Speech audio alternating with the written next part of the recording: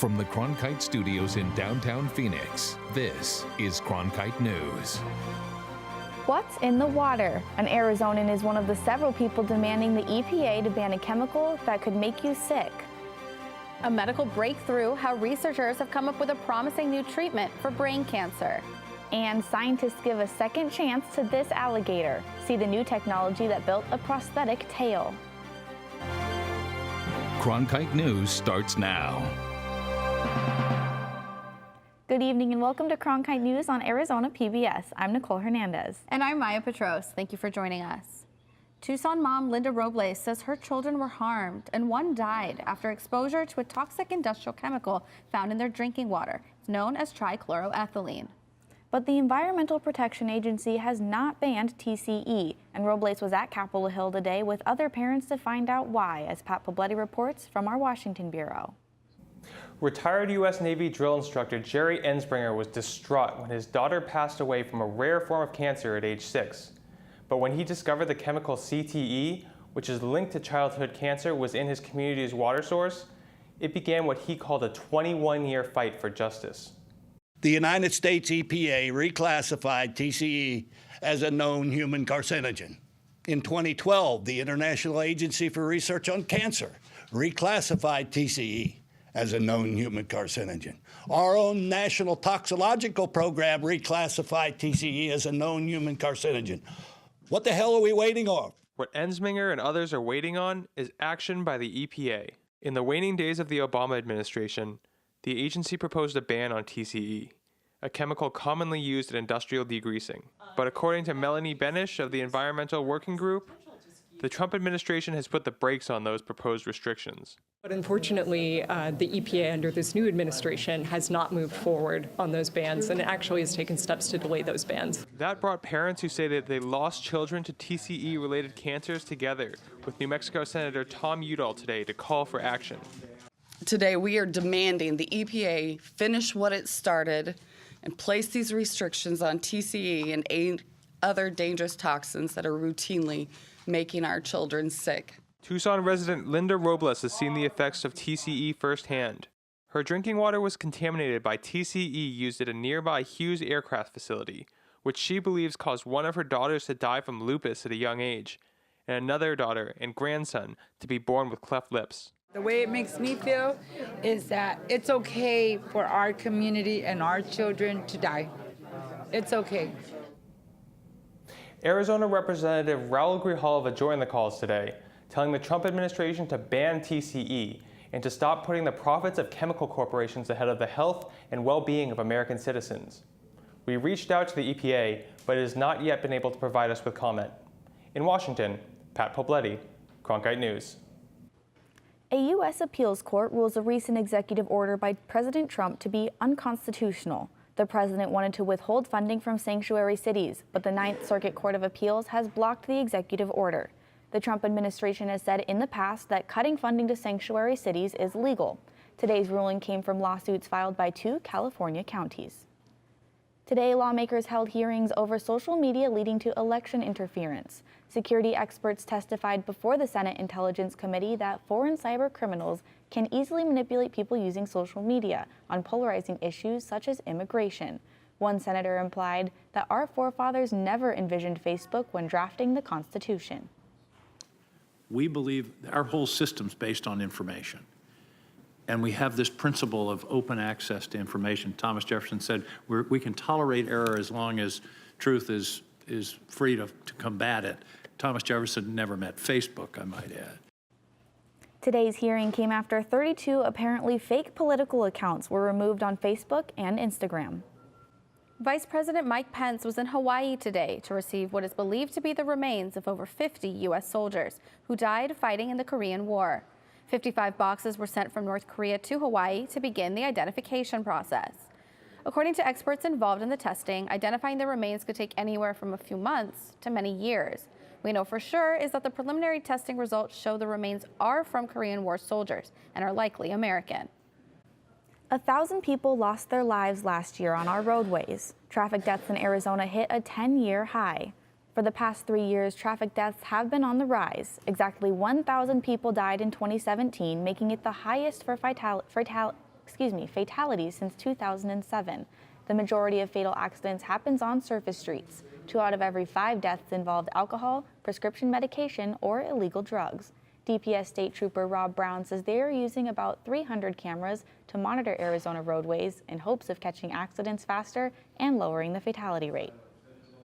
What we're able to do is get the cameras directly on that, make the immediate updates so we can get immediate response from the troopers on the road and the fire department, and get the tow truck to the right location so they're not looking around, and we can get it taken care of that immediately.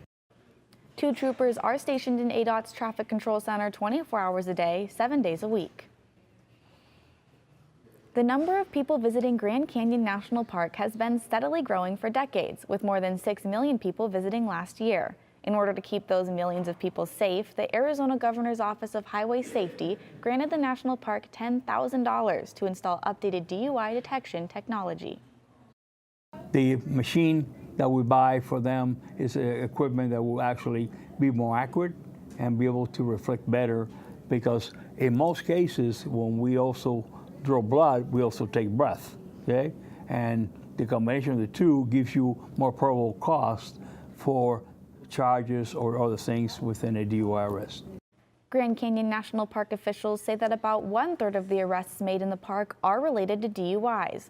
Blood alcohol content readings from the new device will be usable in court, and the new machine will be located in the south rim entrance to the park. The machine that is currently installed will be moved to the north rim. Maricopa County Sheriff Paul Penzone is sounding off on 3D printed guns. A federal judge in Seattle stopped the scheduled release of blueprints for the weapons Tuesday night. Penzone says the move is a good one. He worries that cartels or terrorist groups will be able to make untraceable weapons that they could take past metal detectors. The hold on the blueprint release is temporary. The issue will go back to court August 10th. Today, TGen took a step forward in battling childhood cancer. Coming up on Cronkite News, how the research facility worked to find a promising new treatment for brain tumors. And New Year, New Lunch, how a catering company is serving up healthy options for kids in Valley schools. I'm Judy Woodruff, anchor and managing editor of the PBS NewsHour. The journalists of tomorrow face a fast-changing media landscape, but quality news remains vitally important to our communities, our country, and our world. At ASU's Walter Cronkite School of Journalism and Mass Communication, students learn solid, reliable reporting, holding the powerful accountable, and rebuilding the public's trust. The Cronkite School and Arizona PBS, preparing the next generation for a stronger future of journalism. I'm Ted Simons, host and managing editor of Arizona Horizon.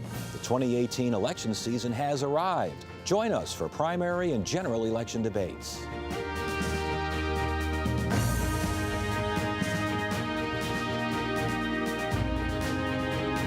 Right here, meet the candidates and hear their positions. Arizona Horizon, your source for what matters most this election season. Only on Arizona PBS. Here at Cronkite News, we have producers who craft shows that make an impact on our community. Our broadcasts allow students to be involved in all levels of production, from producing to directing. We are guided by highly respected professionals who mentor the journalists of tomorrow. From technical directing to teleprompting and beyond, our production crew works tirelessly to produce meaningful and award-winning shows. We are Cronkite News on Arizona PBS. Cancer is a diagnosis no one ever wants to face. When it's your child being diagnosed, that can be an even heavier burden to bear. Reporter Jordan Daphnis went to a research center where doctors are giving new hope to patients. DIPG is a rare terminal brain cancer that mainly affects children. In 2016, 6 children in Arizona were diagnosed and died of this disease. TGen is a research company that's working to make hope a part of this diagnosis. Hollis Doherty was a normal, happy 7-year-old kid who loved reading and sports. He loved to play sports, and he really wasn't the best athlete on the team, and quite often he was probably the worst. But he always was drafted by a lot of the best teams in the sports league because I like to say he had the heart of the athlete. When Hollis was diagnosed with diffuse intrinsic pontine glioma, also known as DIPG, He and his family fought tirelessly for his life, but the cancer spread and Hollis passed away in January of 2017. In that moment, we knew and he was going to be gone. So we ran over and, and we told him, we said, we love you so very much. Don't worry.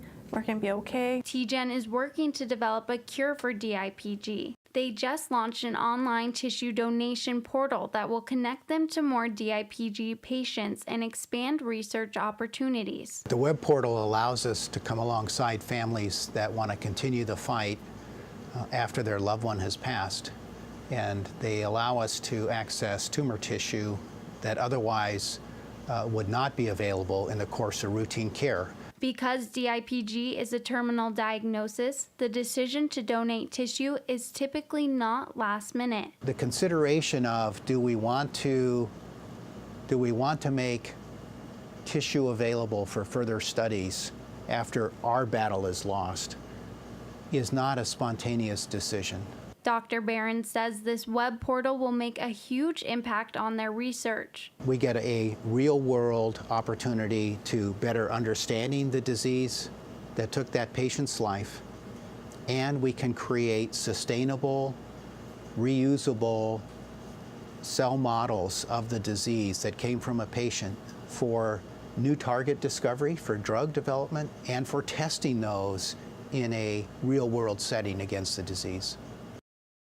The online portal has been open for 10 days, and TGen says they have already had people show interest in donating. At the digital desk, Jordan Daphnis, Cronkite News.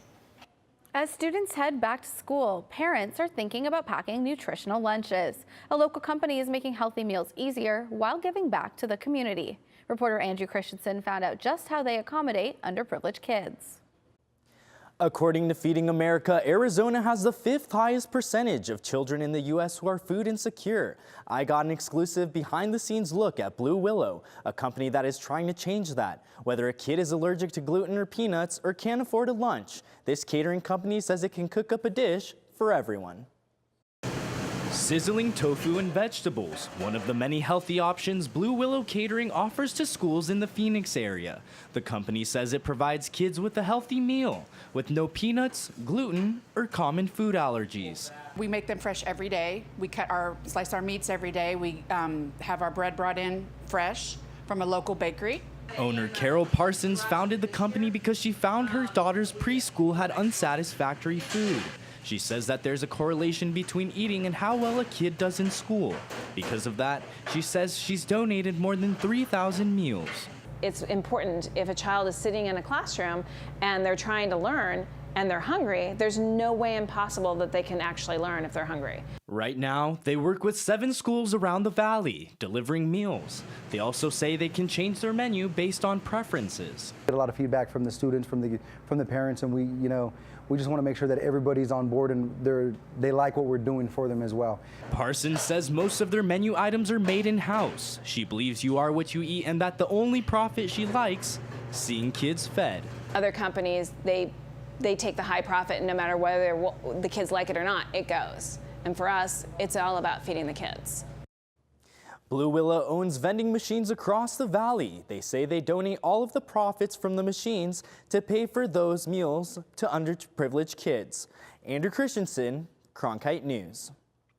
Researchers snapped at the chance to improve prosthetics. And they're now at the tail end of their studies. Next, how scientists improved the life of one alligator using movie magic. And here in the valley, we're still recovering from that monsoon damage we experienced Monday. I'll have the story behind this photo coming up.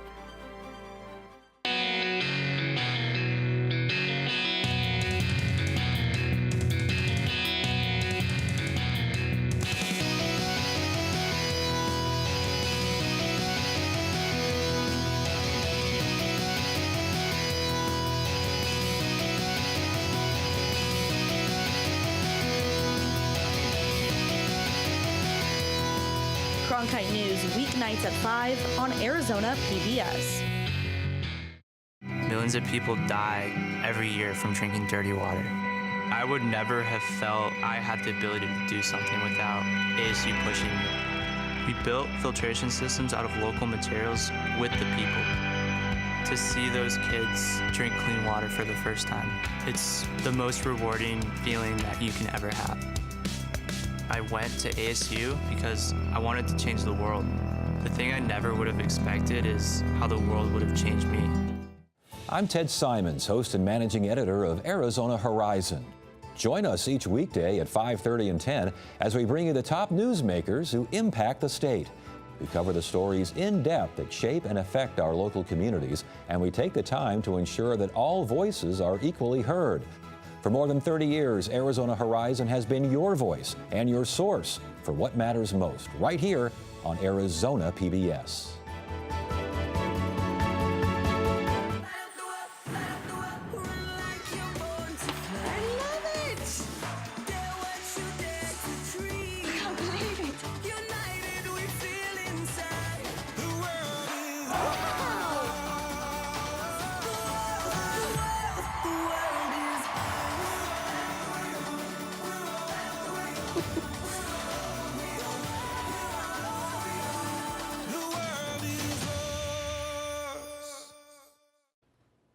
The mayor of Flagstaff has signed an emergency declaration after the severe flooding that happened last month. City officials say the damage will cost around $300,000. The emergency declaration allows the city to receive help from the county and the state. Right now, Flagstaff only has around $100,000 to put toward the cleanup. The Arizona Department of Environmental Quality has issued yet another pollution advisory for the Phoenix area tomorrow. Those with respiratory problems, active children, and adults are advised to stay indoors. They have also warned that blowing dust is possible this evening. Well, Mother Nature sure started this week with a bang. Lauren, will we see any relief this week? Well, as much as we'd certainly love to see some relief, we're still recovering from the aftermath of the monsoon storms we saw Monday. We had over 120,000 people across the valley experiencing power outages. And take a look at this photo we had sent in. This is from a Phoenix resident. Now, those powerful monsoon winds absolutely uprooted that tree. It came crashing down, just barely dodging her car. Fortunately, her and her vehicle are safe. They're just in the process of cleaning this up. Now, in terms of our state, we do have a low pressure system persistently sitting over our region. Those triangles indicating a cold front as well. Now, that's not necessarily going to bring our temperatures down, but it could help orchestrate some precipitation. Taking a look at our satellite and radar, we do have some isolated showers. Best chances of hitting Phoenix at about 10 tomorrow. Should clear out by about midnight, and you should be clear for your Friday morning as well. But keep in consideration that you should be clear to drive tonight, but tomorrow keep an eye out for some flash flooding. Taking a look at our highs across our state today, we saw beautiful temperatures up north, 87 up in the Grand Canyon, 103 down south in Tucson, 77 out east in Show Low, and 89 up in Slagman. Taking a look at your 7-day forecast, we're not going to get a whole lot of relief from the heat. We're seeing those precipitation chances sitting at 20% for tomorrow night. Same goes for Monday night, 20% as well if you had evening plans. Our highs still under about 110 degrees overall, and those lows clinging to those upper 80s. So not too bad. We will take it. For Cronkite Weather, I'm Lauren Shaler. The same technology used in movies is helping one creature who lost his tail. Reporter Amanda Mason met the alligator and spoke with the scientists about their research and their results. Mr. Stubbs lives at the Phoenix Herpetological Society, and I spoke with his doctor, Justin Georgi, the scientist behind the research to help this injured alligator regain mobility. Midwestern University says Mr. Stubbs was the first alligator ever to get a prosthetic tail. He received his first tail in 2013, and through 3D motion capture technology that is used in movies like Avatar, Justin Georgi was able to create a tail that fit. When you look at their tail, you see how large and muscular it is. It's a big part of their body. It's up to 1/3 of their body weight. And that's a lot of muscle, that's a lot of power. It's the only organ they really use for powerful swimming in the water. A lot of people with these prosthetics think that we should spend the time using this effort for people, when in reality these animals need the care as well, and it can help people in the future. For the last year and a half, Dr. Georgi and his students have been working on a tail that will last 5 years longer than any other tail they've designed. We've had to build a new very large tail for him because he's now almost a 7-foot alligator. With his prosthesis, he weighs over 100 pounds. That's a large critter. That's an entirely different process that we needed to find to make this new prosthesis for him because it's so big. In the beginning, when Mr. Stubbs was small, they created a mold of an alligator's tail that was around the same size. But to do that on a much larger alligator would be too dangerous for the caretakers and the alligator. So they turned to technology. I've been here for about 3 years, and I've seen him go through various tails and see them come up with different ways to help him, and it's really awesome to see him be able to grow and help this research that can eventually help people in the future as well. In fact, once we put that tail on him for the first time, he stood up and he walked in a straight line, which he couldn't even do before.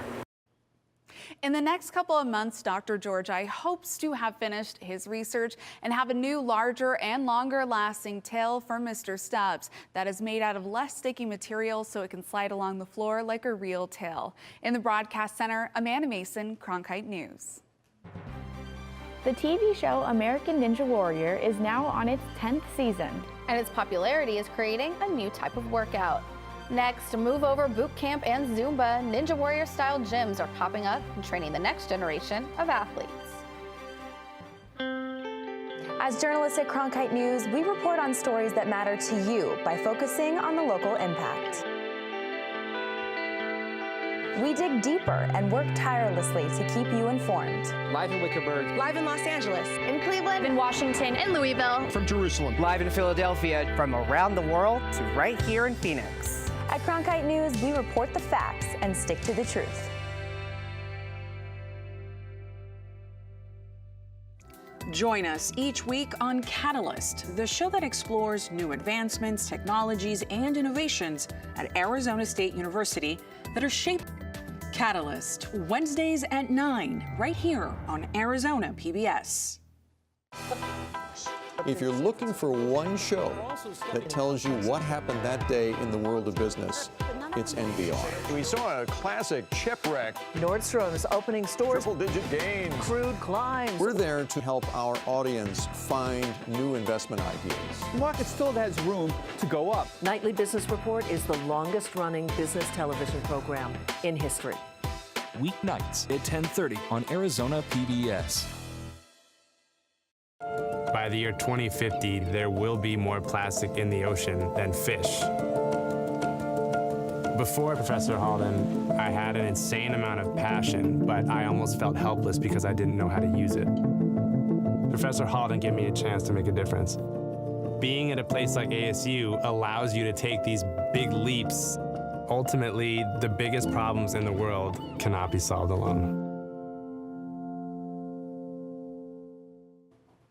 Ever wondered where contestants for the popular NBC show American Ninja Warrior got their start?